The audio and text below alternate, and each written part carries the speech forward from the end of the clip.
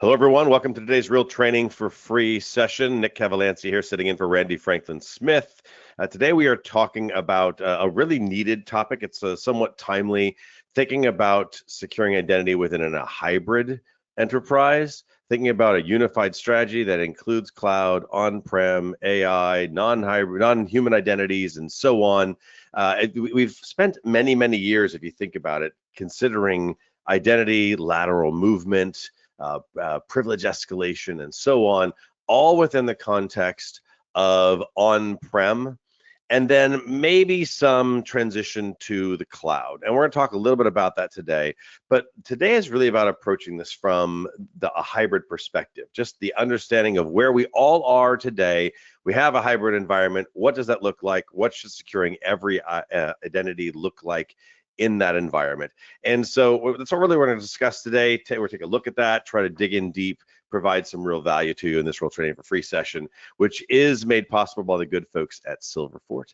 And I am joined today by Roee Akerman. He is the former CEO of Resonate, which was acquired by Silverfort and is now the VP of Identity Security Strategy there. Roee, thanks for joining me.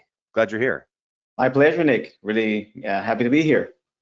Yep. We're going to have a good time today. Lots to talk about as we do this. As always, a few housekeeping notes. We are recording this Real Training for Free session, so if for some reason you need to leave early, you'll be able to receive a link to the recording and watch it at your later convenience. At the same time, if you have questions, we always try to encourage questions as much as we possibly can. And so I do have the Q&A box open here in front of me. I tend to like answering questions contextually during the presentation. I think it makes a lot more sense, especially when someone's asks a question like, where'd you get that information from? Kind of hard to answer that question 40 minutes later, right? Okay, so I have this up and running, and if you do ask a question, you can share anything you want there, by the way. You've got an anecdote, an opinion, a joke, a thought, anything that you want to put in there you think is relevant, stick it in there. If it makes sense, I'll try to incorporate that into our presentation today as much as we can. And then, of course, as we're going through our presentations, if you do have a question, we'll try to make sure we get that question answered. And if not, we'll have some time at the end to do formal Q&A as well. So where we're going to start today is I'm just going to cover just a high-level landscape of what is going on with identity security and threats therein. We'll talk a little bit about fragmentation of identity between on-prem and the cloud and what that causes, where there is risk for lateral movement and privilege escalation within hybrid environments a little bit, and then just talk a bit about frameworks that we're all very aware of and what they're saying in common. I want to paint a picture for you of where all the frameworks kind of lie when they point to having a unified identity strategy. And Roee, if it's okay, while I'm doing my presentation, I might throw a question your way, if that's okay. And then at the same time, I welcome if you've got some thoughts in the middle of while I'm talking, and maybe a bullet or something that's of interest, and you want to interject something, you can feel free to jump in as well. Would that be okay? Yeah, fantastic. Awesome. So let's do that. So I'm a big believer in looking at industry data. Those of you that have been on my webcast before have seen many slides where I cover some industry data points, just because as long as it's statistically, I can't say that right, statistically relevant data, there we go, as long as it's statistically relevant data, it actually has a bearing on the entire industry, and it paints a picture for what is going on outside, let's call it the four proverbial walls of your organization, and it's happening to many, many others. The first one comes from Varonis' State of Data Security report. I've got a couple from this report, and as I found this kind of interesting, 88% of them have users that are enabled that are stale. They've been sitting there forever. Now you think about those users, think about the fact that, and I don't have a stat on this, but I think we all have seen some data on this before at some point if you've been paying attention to privileges in organizations, that there is usually some kind of scope creep in privileges. There is an entropy that exists where groups get repurposed, they're given more and more permissions to different resources, and users end up being over permissioned in essence. And so if you think about 88% of organizations having a set of stale enabled users in the organization, those are great entrance points, especially if the passwords maybe aren't secure or they don't have MFA because they've been stale for a long time. It's a good target, and it increases the surface area of risk for an organization here. The next one I've got from this same report is on average, an organization has 10 stale users that have admin rights. And that brings me back to my days of having service accounts, or maybe have non-human identities that are being used, or something along those lines. And Roy, maybe I'll just kind of stop here, just thinking about both stale users with admin rights. What are you seeing in organizations today out in the field when you're talking to prospects and customers? Whether these numbers are, are you seeing exactly 88%? Of course you're not. But are you seeing something like this that feels along the lines of what I'm showing here in these two data points? Yeah, I see many more admins or stale admins or shadow admins or unnecessary high privileges provided to whether it's internal users or partners or other things like NHI, the big buzzword, right? Along AI. So we see a lot of non-human identities as well as part of the mix, and with the famous ratios around like 1 to 50 per human, you can find around 50 workloads or applications that actually consume or assume identities and then using privileges in order to do stuff. And the other big buzzword is AI. We're seeing AI agents, right? The non-deterministic identities of nowadays. And the idea is that human identities can use non-human identities, or human identities using AI that have their own identities. So it's kind of like the stats or the statistics, as you've mentioned over here, are kind of like growing in favor of, let's say, like various identities that are new to us. Agreed there. I've got another data point here that I think also kind of sets the tone a little bit around these stale admins, as well as even active admin accounts. And that was another one from this same report, that 1 in 7, so it's something like 14%, if you will, don't have MFA enabled across applications in the cloud and just multi-cloud environments. I obviously, I'm a big believer in MFA. I think MFA should be on every single user in an organization. That helps thwart the stealing of credentials by a significant degree. Are you seeing something similar? I mean, your company that got acquired by Silverfort comes from a cloud background, and so you're focusing on the cloud. Do you see this same? Is it worse from what you've seen? Is 1 in 7 low, high? What's your thought? I think that it's a low number. Sorry, it's a high number. Think about OT or closed networks that have legacy equipments. No MFA there is for the users. Think about testing environments. Think about like new I know AI or like homegrown apps that are being developed. No MFA there. So we're still seeing lack of MFA or other compensating controls around these users and around these environments. And then to kind of convolute things a bit more and exacerbate the problem a bit, almost all organizations are saying that the complexity of their identity infrastructure is actually causing challenges with the posture. And that makes sense. Roy, I mean, think about just the various cloud environments that could exist, and thinking how they don't have a common set of policies per se. Yeah, and then a need to use something like SSO, giving you access to all the different types of entitlements that you have in the cloud and so on. To me, this makes sense. I don't think you can go much higher than 94%. You obviously can't, but would you agree with this statement? If nothing else, let's go there. Oh yeah, like I totally agree, and it's important to say that the complexity doesn't really come with only with the amount of new identities that are coming in. It's different people that provision these identities, right? In the cloud, as you mentioned, we have DevOps and we have engineers that provisioning access to machines or to users. So it's not the security people, like the native security people or the identity and access managers that are doing that. There are trust relations, right? Like we have federation work, right? So we're using our email in order to access an identity provider like Entra ID, and then we're accessing to the cloud. And so who's responsible to put the compensating control or like to fix the posture? There are inherent posture issues around there. I'll deep dive about this a lot on my part, but yeah, we're seeing organizations seeks to find a way to simplify this nature of expanding complexity of identities. Yeah, a real big problem, and it's denoted by this last stat here, which is a little over 2/3 of organizations say that they don't even have full visibility into their identity. And then there's a sub stat that went with this one that I didn't put up on the screen, but it's 55% say that they have the same lack of visibility into all their admin accounts.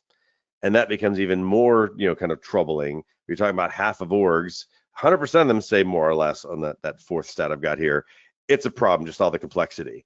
And then half of them are going, we don't even know where all our admins are. What's your thought? Does that sound low? Do you think half of organizations not knowing where all their admins are, is that low or high? Is it much higher than that? I mean, it's like approximately that number. The thing is that they don't know about all of their admins, right? If you ask them, are you sure that there's no hidden breaking glass user or like a legacy or old user or like a magic token that is lying somewhere, right, in on-prem or cloud that a hacker can leverage if they find it? The answer will be no, I'm not sure. Yeah, I would agree with that. And then the challenge here is that all of these identity challenges, you look at the ones that are on the left here that are kind of like the state of what you guys are all working with today. That's what you have. And then you look over towards the right and you go, it's really complex and have a lot of visibility. All this fragmentation of identity between all the various identity stores that you're using is driving risk. And I threw a couple on here, and this is a non-exhaustive list by all means, but I see a couple ways. First one is the risk is driven by just inconsistencies. I mentioned you don't have cloud providers that have the same sets of policies and ways of doing entitlements and role-based access and so on. And so there's privileged access inconsistencies. You end up with orphaned accounts that exist that are in some cloud-based platform you're not even aware of anywhere else, and it gives someone at least entree into an environment.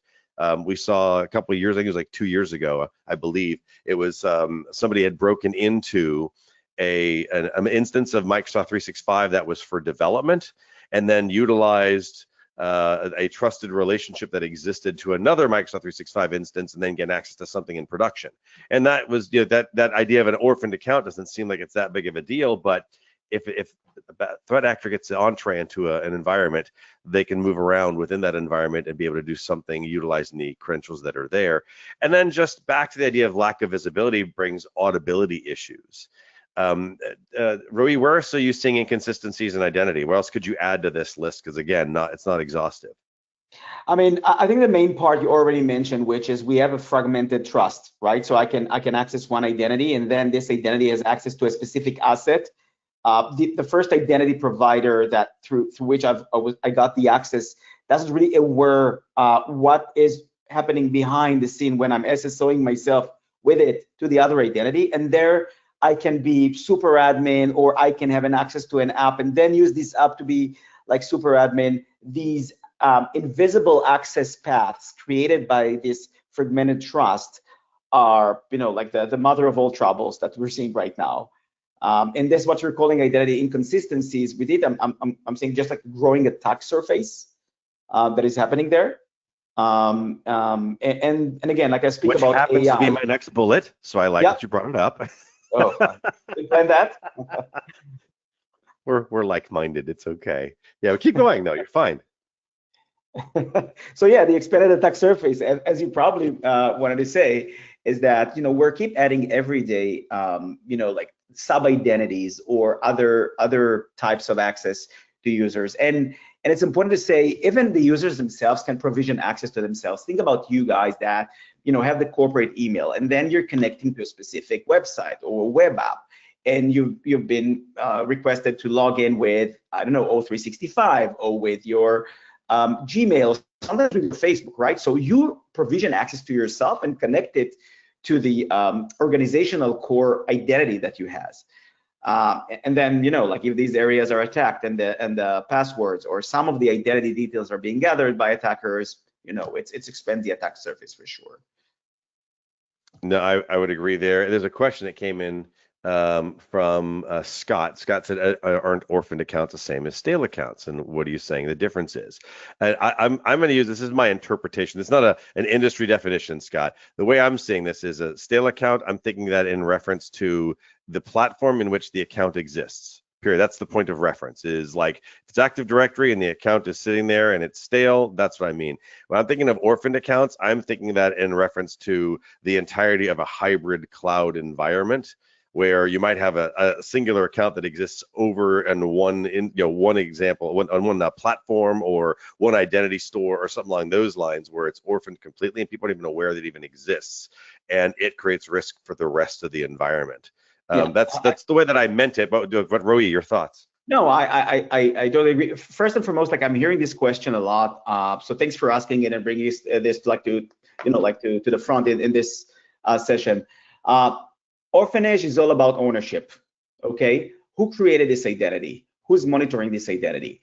And the big examples are that we're testing a lot of new products that are coming in, right? Let's say that we're testing a new security product, and we're building an identity that will provide this security application or the user of the application access to our cloud to read the security logs and everything. And the POC is done, and DevOps were the ones that provisioned this identity and its access, and then that's it. Who deprovisioned the identity? No, and then the person who provisioned it leave the organization. It's still there. We're not even aware that it's there because it was part of the test.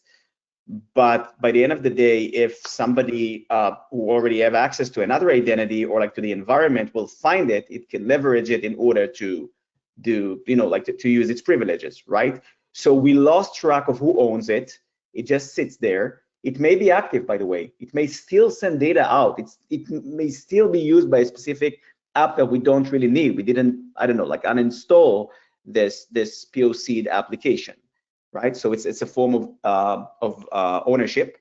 And for stale identities, of course, these are ones that we are aware that they're sit there, but they're inactive. Both create an unnecessary redundant attack surface. So I hope that it answered the question. Yeah, I think so. The nice complementary, but at the same time, slightly different perspectives on it. The last thing with the risk that I wanted to throw in here with the identity fragmentation is just the idea of the threat detection being increased in its difficulty. Thinking about SIEM solutions having to pull in from more data sets. You see SOC solutions and managed XDR type of solutions that are now trying to utilize AI just so they can make sense of accounts being used, where they're being used, looking at much greater attack surfaces across many, many different platforms. And the idea of fragmented identity specifically adds a layer of complexity, because now there's this issue of, well, your account over here in, let's say, Entra ID has this much permissions, but you're also using insert, other cloud-based identity provider over here other than Microsoft, and your permissions are vastly different.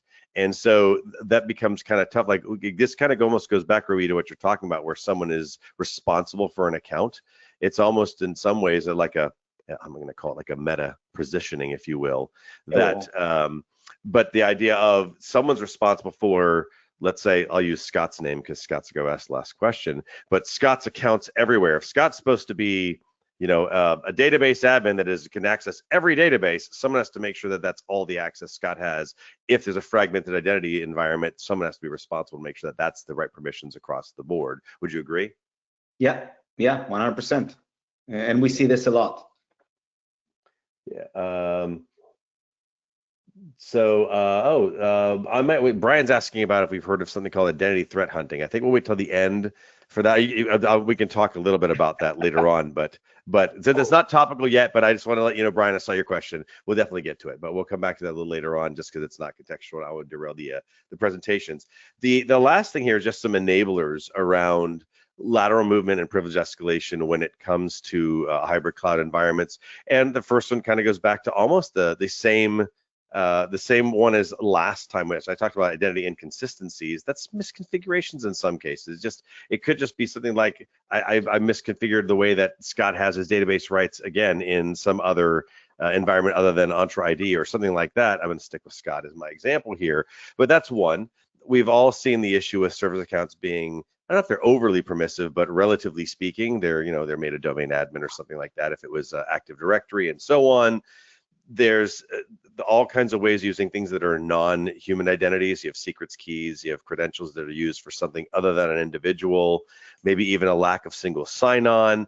And then I ran across an existing example of just having local admin rights on a cloud joined endpoint, and the repercussions that would come about because of it. And the idea behind this being, it's what's called a pass to PRT attack. If you're not familiar with that, it's a primary refresh token. It's kind of like a Kerberos ticket, if you will.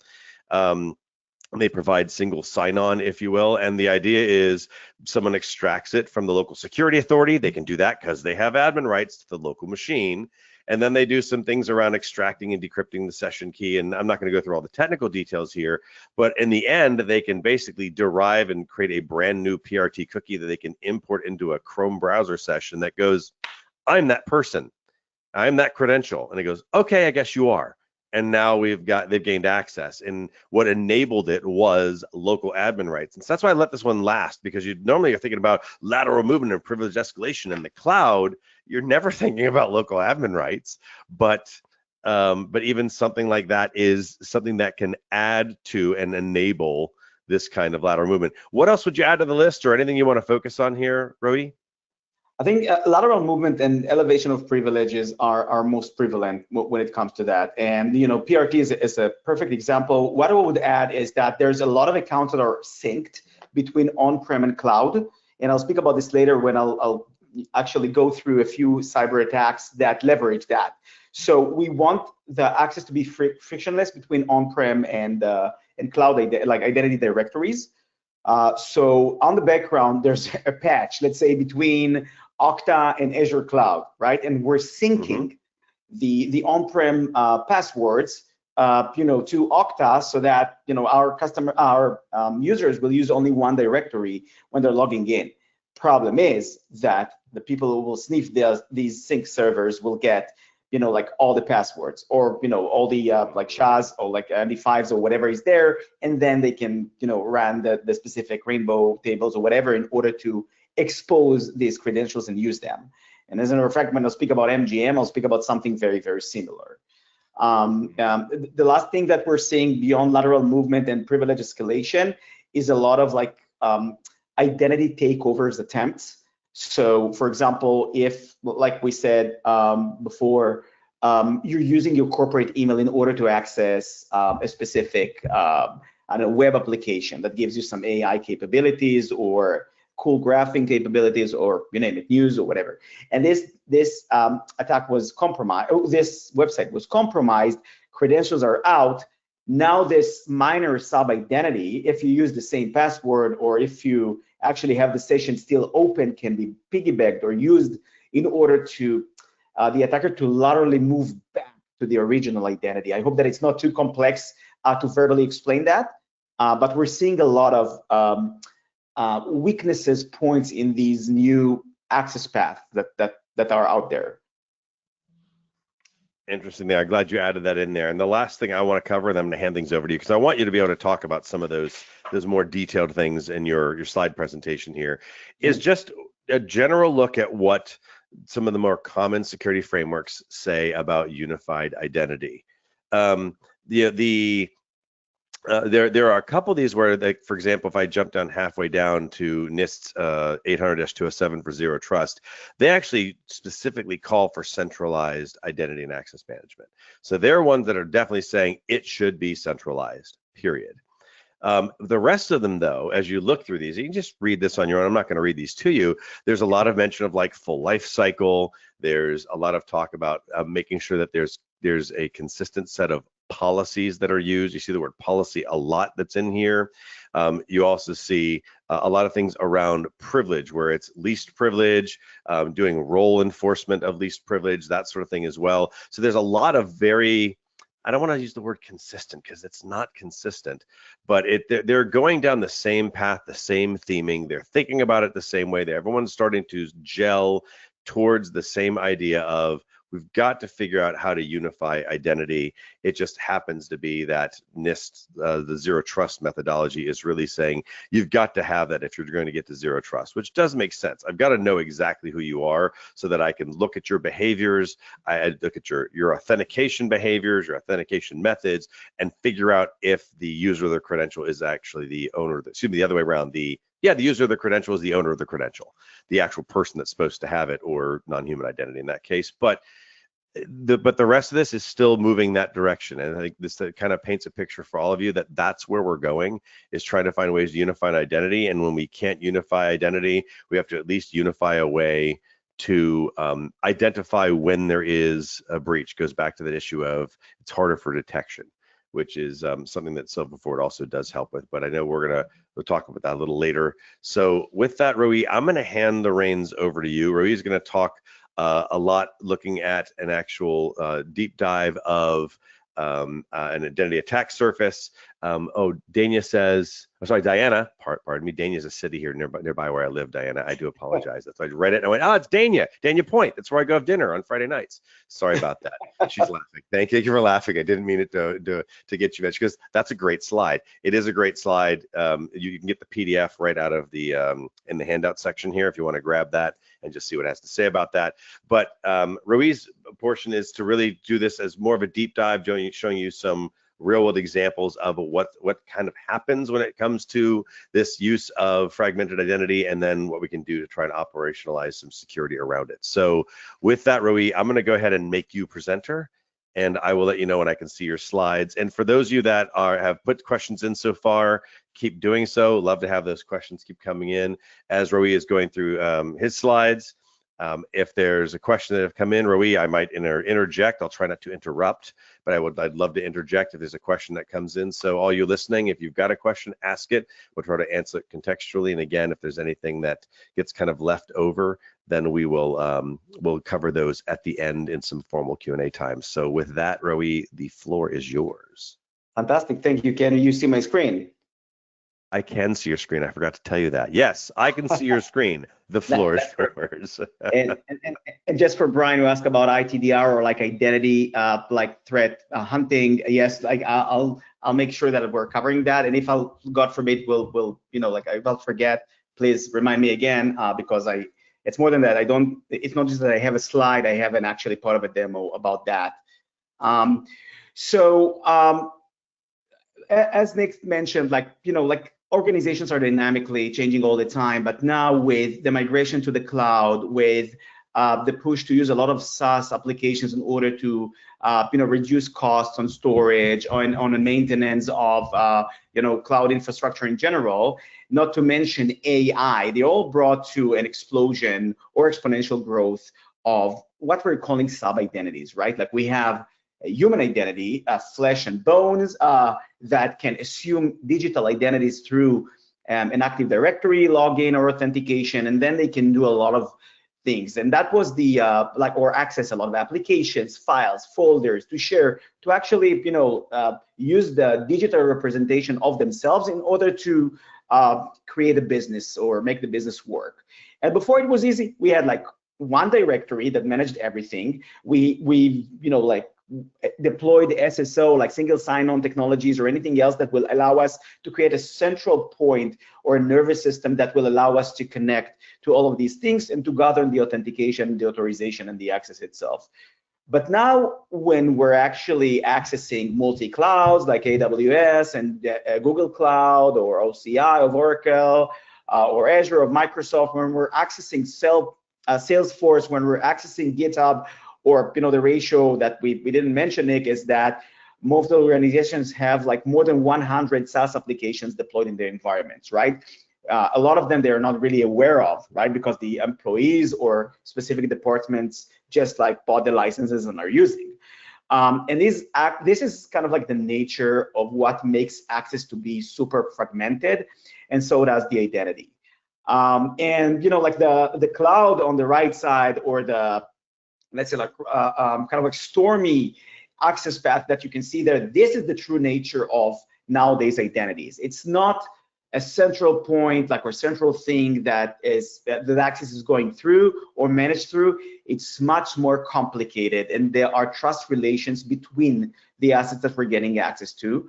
And by the end of the day, from a list of identities, we should get a graph, or from managing identity as lists, tables, or tuples that we're reviewing once in a, I don't know, like once in a quarter, or once there's an imminent attack on our organization and we're trying to figure out what this identity that was compromised can do, we can not only refer to the list, we're trying to figure out how this access is being used, right? And I'll speak about this a lot later, but just to give you like a taste of it, we're looking at an identity, like in this time, Ori. Ori is a DevOps engineer in the R&D department of Acme Industries. And by the way, like, sorry, Ori is my co-founder for the other company that I founded. But for this example, like, he's the DevOps engineer. So what you saw is the change in the world again, and all the additional identities or sub-identities that we have, the situation that we got used to in the on-prem world that created the entire notion of how to manage identities, and then how access is look like. So this is the slide that you missed, sorry about that. But in this slide, you can see how the world is actually shifting.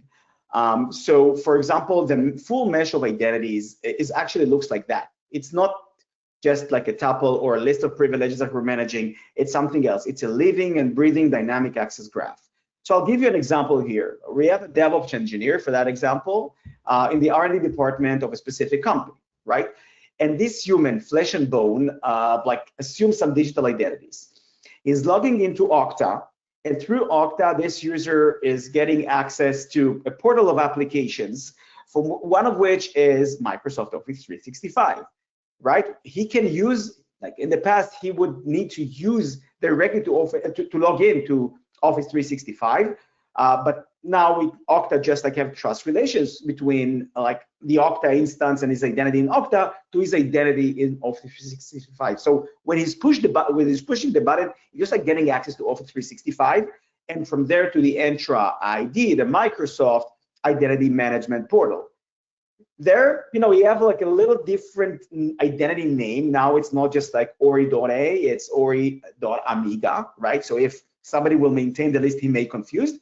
And from there, Okta Entra gives him the ability to access, as you can see, like 137 apps. It can be the Office apps, or Salesforce, or a database, or another repository of code, or anything else. So we see 3 different nodes of access. Each one of them can or cannot have, some security controls like MFA or passwords. We can see the relationship between all of these things. And just like to add for the complexity, if you would have here, an application or a cloud instance like an Azure virtual server or whatever, this is an additional identity. And the people who provision access through Okta to all of this chain are not really aware that this user have very strong access to like the end of this funnel or like to the cloud itself. So we're speaking about an access graph.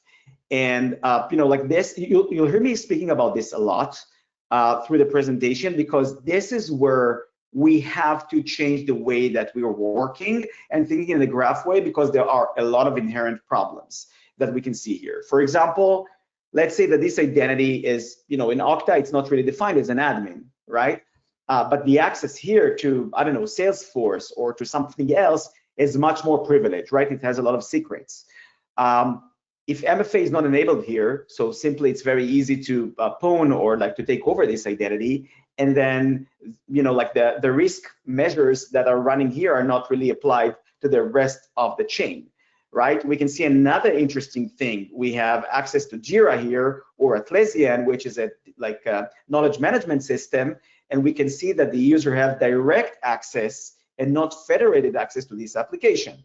When this access is direct, maybe like it's even self-provisioned by the user, nothing from the governance program of the organization is actually applied to it.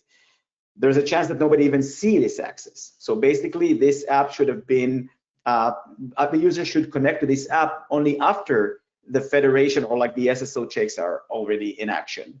So I hope that it gives you the taste about how things are being changed right now, and how should we like work. And by the end of the day, it creates like 4 different problems that we can speak about. Sorry about that.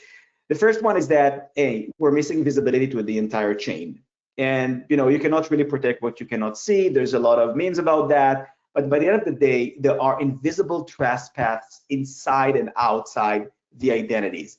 It means that there are pathways to attack our organizations, to take over our identities that we're not really monitoring. And more than that, it's not just for the auditory perspective or the compliance perspective that we'll speak about.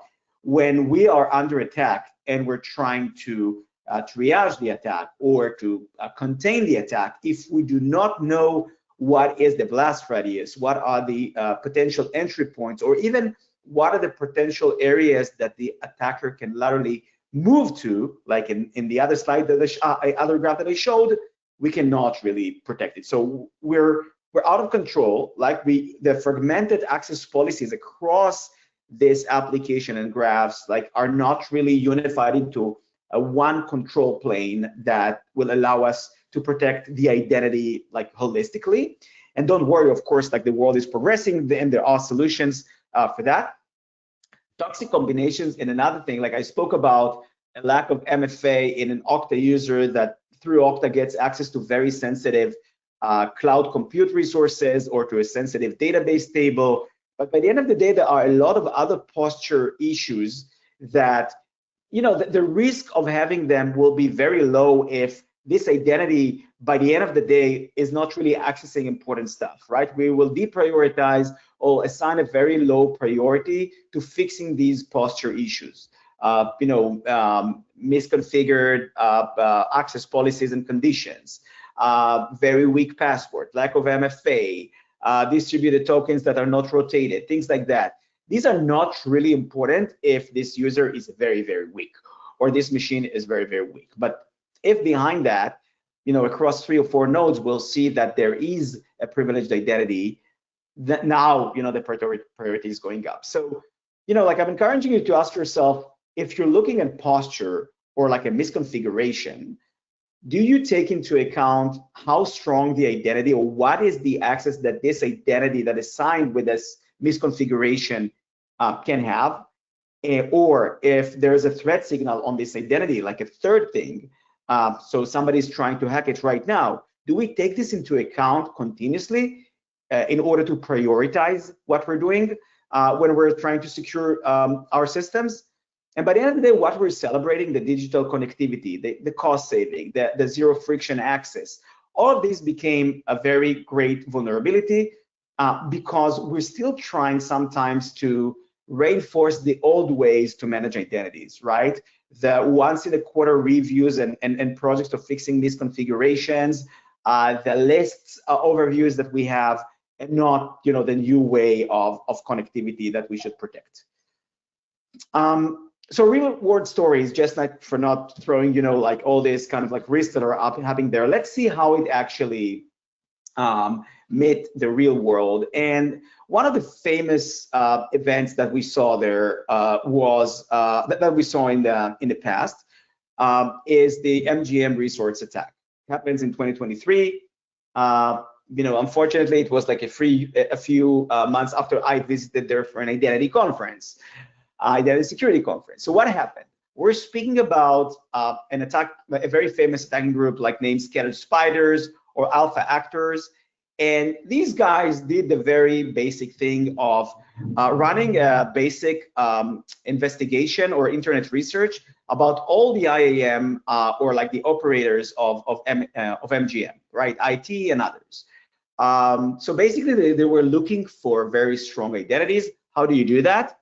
Simply go to LinkedIn, try to figure out who works there, try to find the people that have IAM or security or anything else in their accounts, right? And then they found them. And then how do you get the credentials if you cannot find them in the dark web or something else? Simply, you can initiate a call for IT or support, which was managed by a third party, and claiming to be that user. After you've collected a fair amount of data, you can actually provide some answers to the security questions, and voila, you're getting a password reset or assigning a new factor, right? A new mobile phone that you can use in order to initiate the multi-factor authentication process. So basically what they did is that they resetted the password, they took over a specific identity. In this case, it was in the cloud, it was in Okta. It was a cloud identity. But then through this invisible graph that I've just shown, they moved from the cloud Okta environments to a sync server that Nick spoke about earlier, and that helps Okta users to get access to an on-prem technology or virtual servers of Microsoft. So the hackers just like deployed themselves after they had admin permissions to Okta to an Okta sync server, and they actually sniffed for all the passwords that are being synced between on-prem and cloud. So now they got admin access to Azure cloud instances. And this is where the beginning of a very strong ransomware or extortion attack.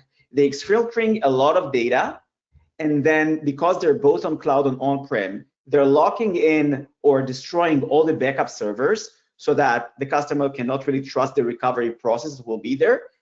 They're exfiltrating the data, and then they're encrypting the systems. And what happens is what you can see in these pictures, right? Like the entire like operational capabilities of the resorts of a specific casino went down. People could not really access their rooms, cannot really gamble, like customer service didn't really work, and we went manual again.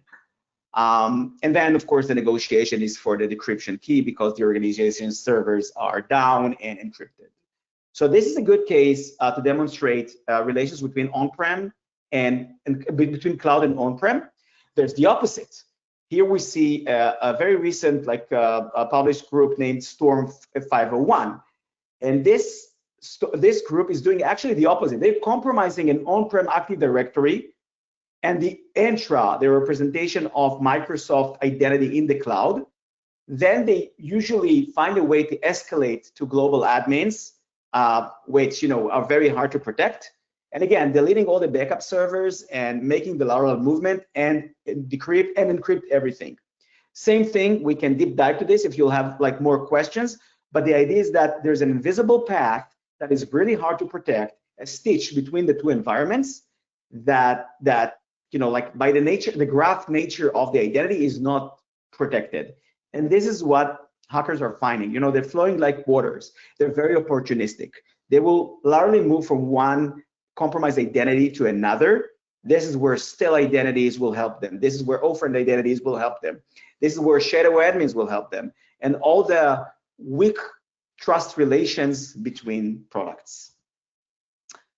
The last example that I want to give is something that is almost impossible to protect, which is, and I named it in one of my articles as like a B2 exponent n attack, or B to B to B to B to B to B attack, right? So basically, one of Salesforce integration partners, SalesLoft, okay, or SalesDrift, which is a marketing app, these guys were hacked. These guys held all the customers' keys to their Salesforce environments, another application that the customers used, because there's an automation between this marketing machine and Salesforce environments, right? You're automatically sending emails and things like that. So basically now the attackers who hack SalesLoft have access to all of the Salesforce accounts of all of their companies. And I cannot name companies, but the largest enterprises in the US market were among these customers that their keys were stolen.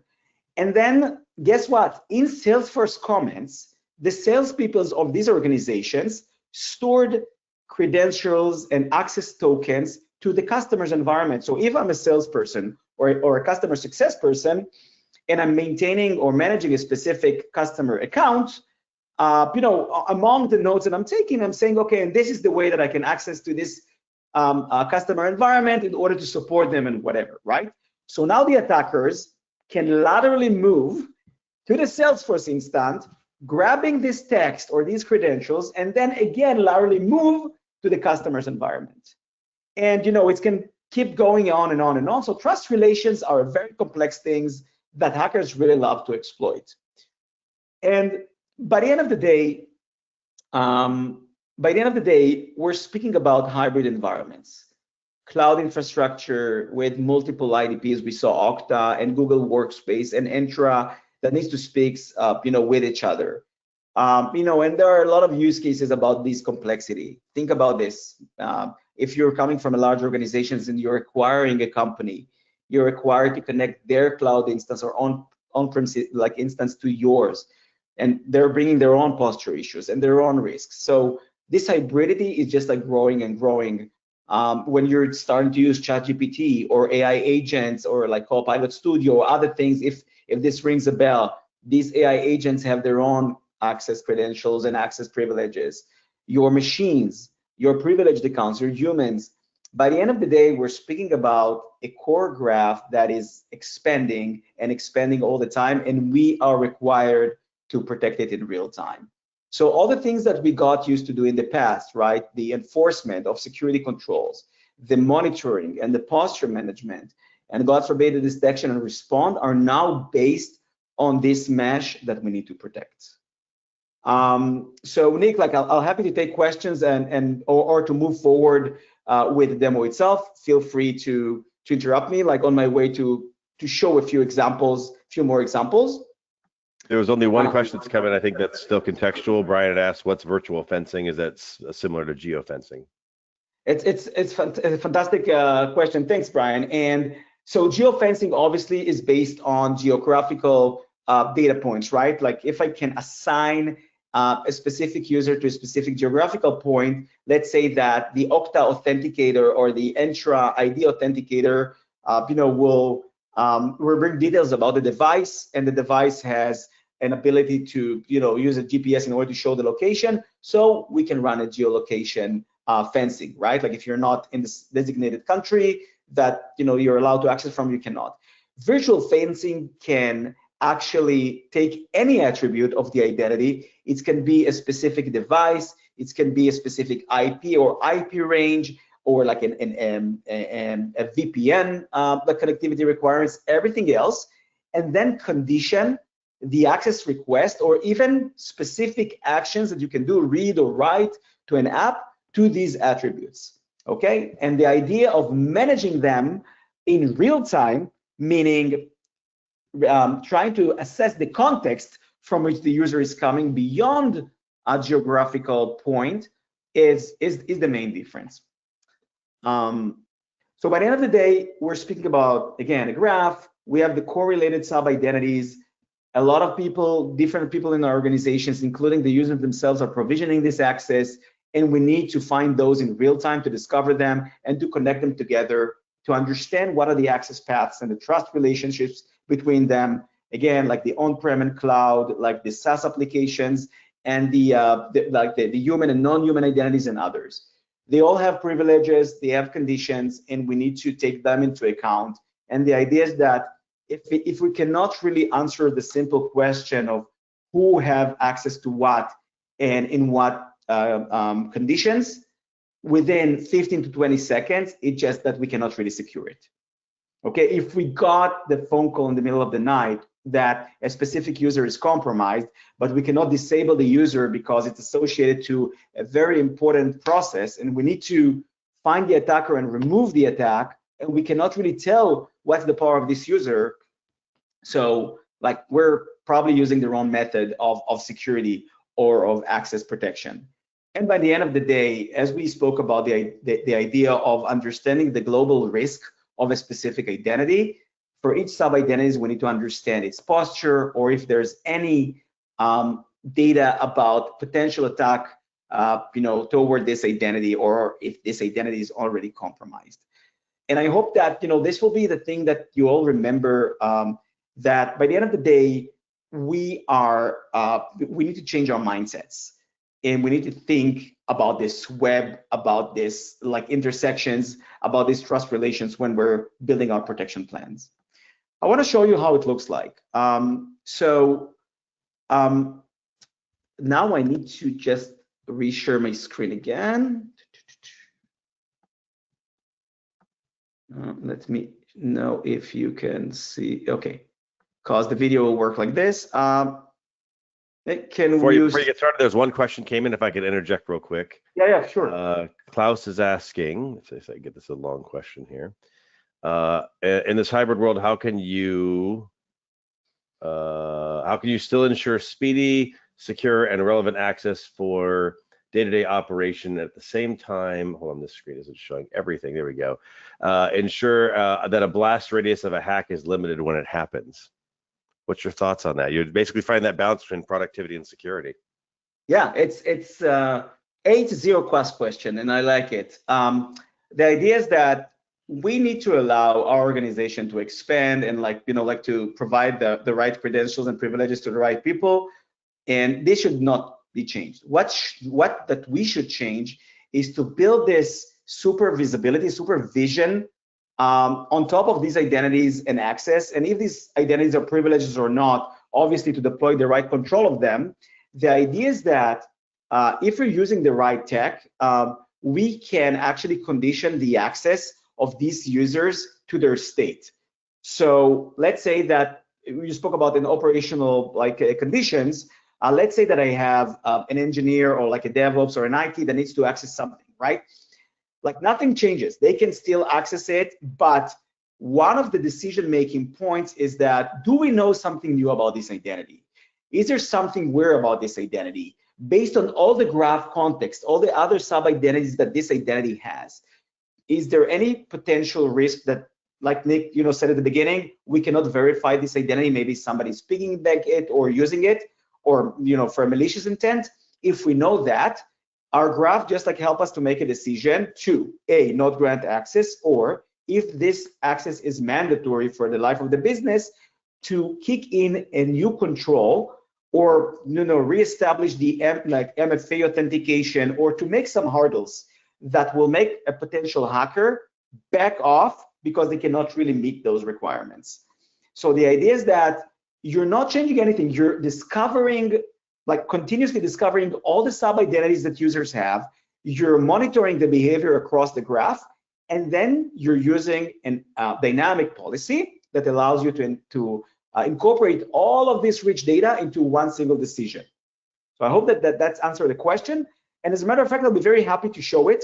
So what you can see, and Nick, just making sure that you guys can see my screen and the video running. Yeah, I do. Unified identity, Ori Amiga. Yeah.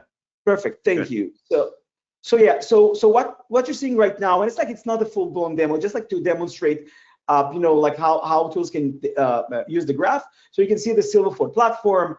Obviously, we have all the users and all the systems that they can have access to, on-prem, cloud, SaaS, and all the defense layers on top of these access graph that I just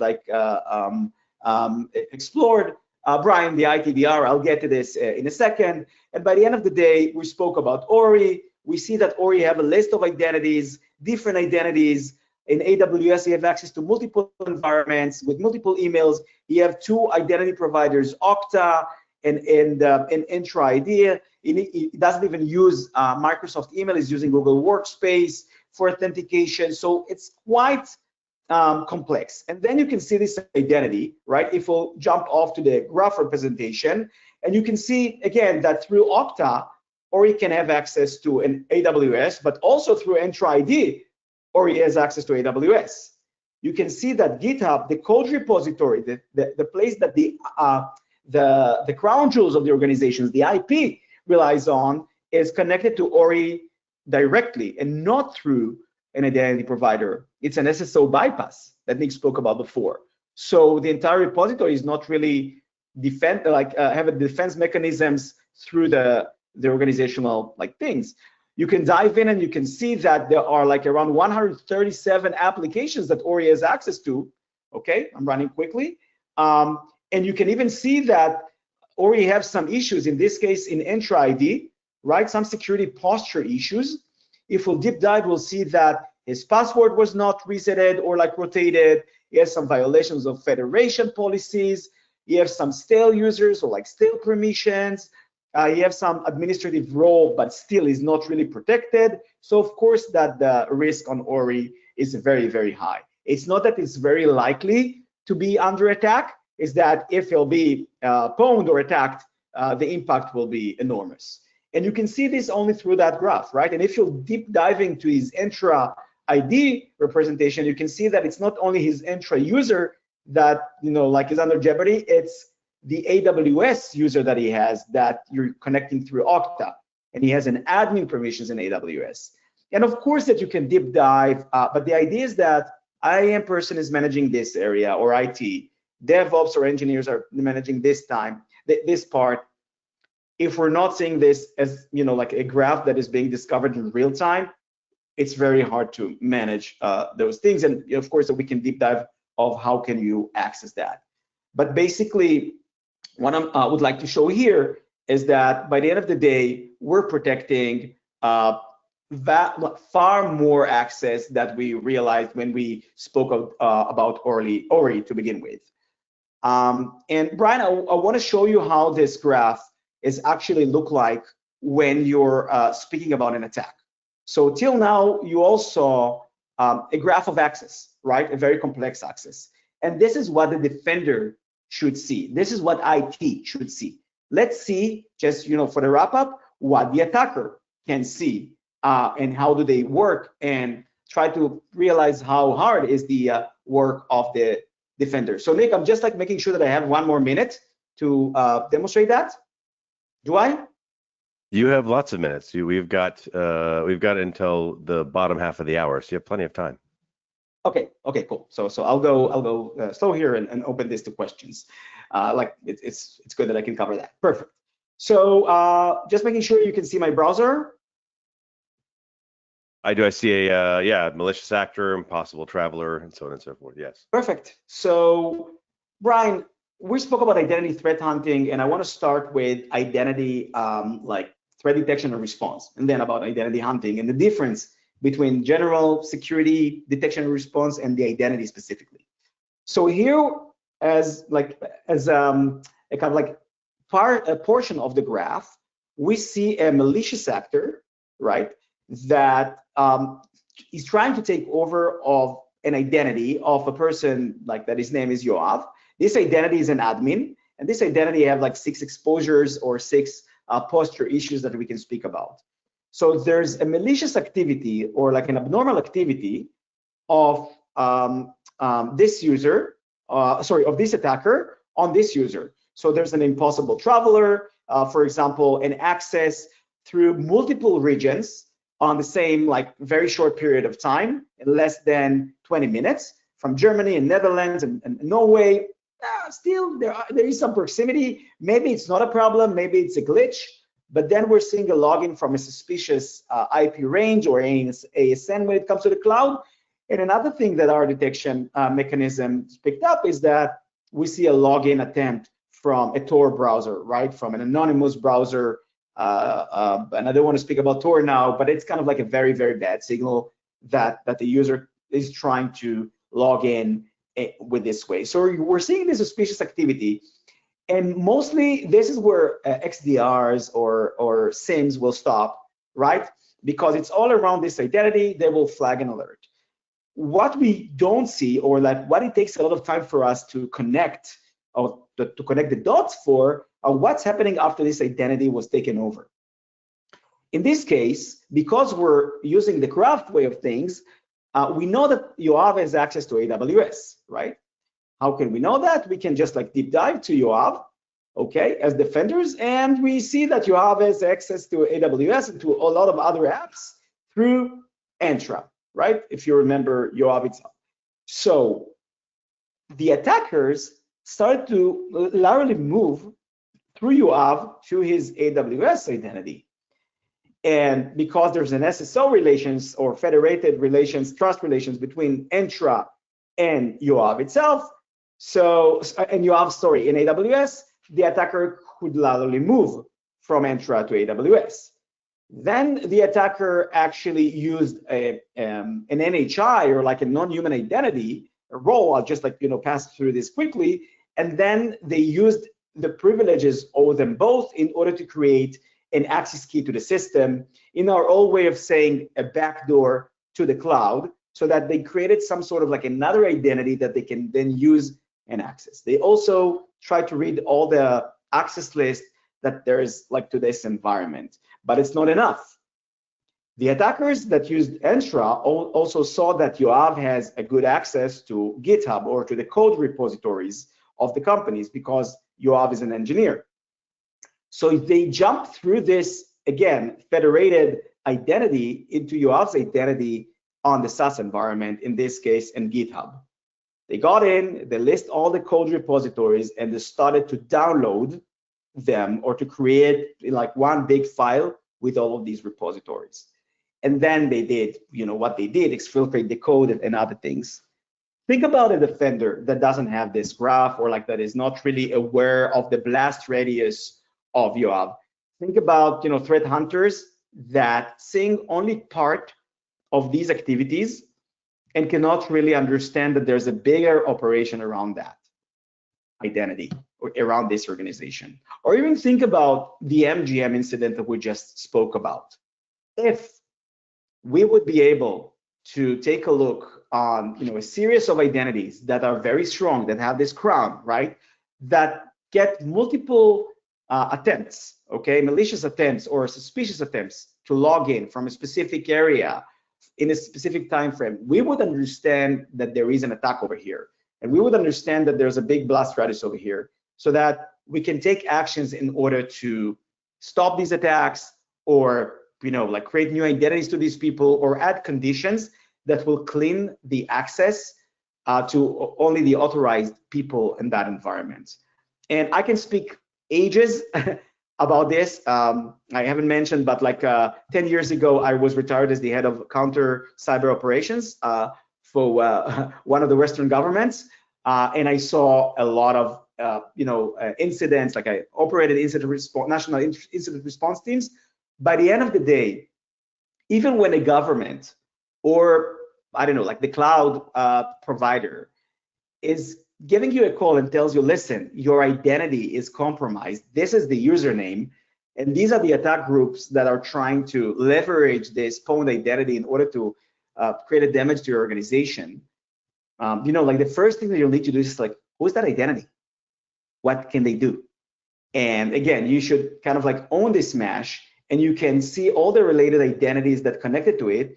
And then you should ask yourself the first question: are there any vulnerabilities or misconfigurations in the associated sub-identities that I can fix now to make it much harder for the attacker to laterally move? What are the potential access misconfigurations among the ones that Nick mentioned at the beginning that I can deal with right now before I'm recovering the system? So in this case, you have, as of course, like we see that threat, there's a threat signal on Yoav, right? Somebody's trying to use him in order to exfiltrate data. That's bad. So if there's another incident with Yoav, we need to know that. He didn't change his password. Probably this is the password that was leaked.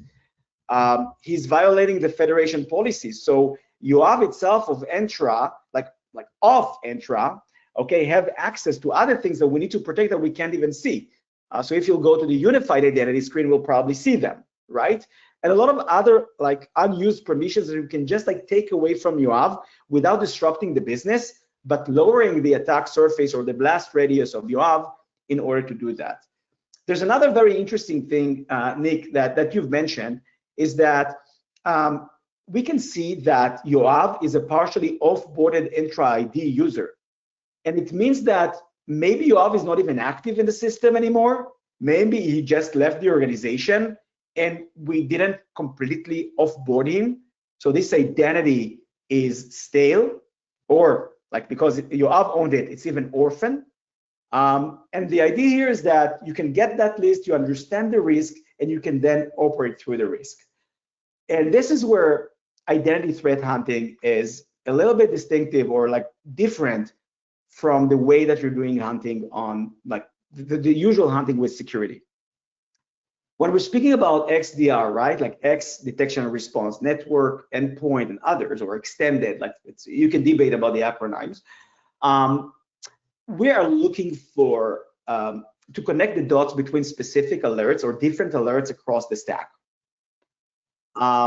But when we're speaking about identity threat detection and response, we are looking on a difference or a deviation from the usual activity profile or authentication behavior of this user across its sub-identities and its behavior across its sub parts of the graph of access. And we try to associate these, like weak signals that are coming across the graph with an attempt to take over the identity, or to laterally move to or from this identity to another identity as part of the attack. So in order to do that, in order to do an identity threat hunting, we need much more context about the day-to-day of this user or this identity, and about their posture conditions. So there's a security or like a protection part of it, which is not part of the cycle of detection and response. And there's like a notion about their power and the graph reach and the other things. So the game is way different. And this is where this category is growing and growing. There's the ITDR, there are security services. By the way, I'm managing one of the teams that are actually providing those services to our customers, that, reaching out and saying, listen, we have this identity under attack, and we think that this, this may be a crypto miner or like a ransomware attack, like a beginning of ransomware attack, what we can do.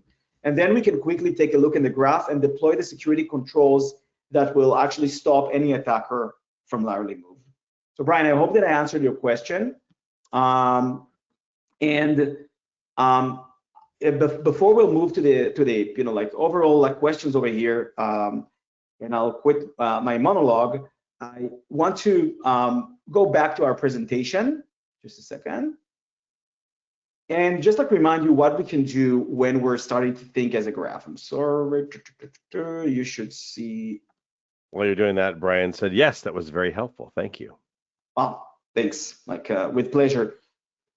So, and I'm so enthusiastic about this graph, which initially we called it the storyline, because I couldn't really, as a security person, and then as an infrastructure person, I couldn't really believe that I acted and I try to defend organizations, critical infrastructure, or very large companies without having it.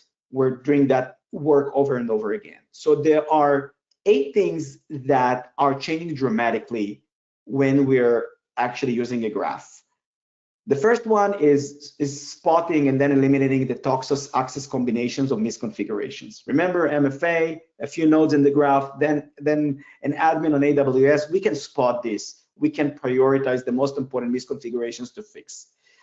If we're doing this right, it's reducing our security work tremendously. We're protecting what's important first. The second thing is that, again, there's a lot of people that provision access in our organization. And there are a lot of areas that are not behind the federation or like the SSO. So we can expose the unmanaged access paths, like these unauthorized, unsanctioned applications and their connections, right? And even if these are allowed, we can track the security controls around them, even if we are not the owners and the protectors or the admins on this system. So if somebody else operates our cloud, it's going to be a partner or a different group in our organization, we have a way to still make sure that these areas are governed, and we have a way to look in or to look beyond this SSO activity, right? We have no more blind spots.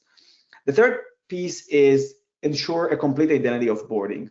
We just saw that you have access to his main Entra ID account, so although he left the organization.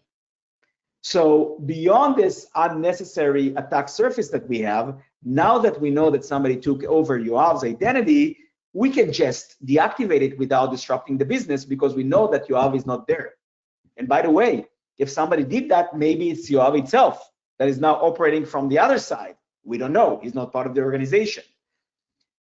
The fourth thing is that if some of you are working on compliance work, you probably, I wouldn't say hate, but you probably sweat a lot every quarter in order to actually work through access attestations and access reviews workflows with employees and their managers. and you're probably going through the auditorial like checklists of who has access to the customer's data and to your infrastructure or whatever. When you have the graph, you can translate those questions immediately to the right table or the right list, and then share it with your auditor. And you can actually author the graph or edit the graph and take access. More than that, when you have this graph, you can see if the user is actually using this access or using any type of other access, and then take away a subpart of the graph that is not under use of the user, or condition it with a more specific control, like just-in-time access. Sorry for that. No, and then condition it through like the other types of access. The fifth thing is enable adaptive access controls.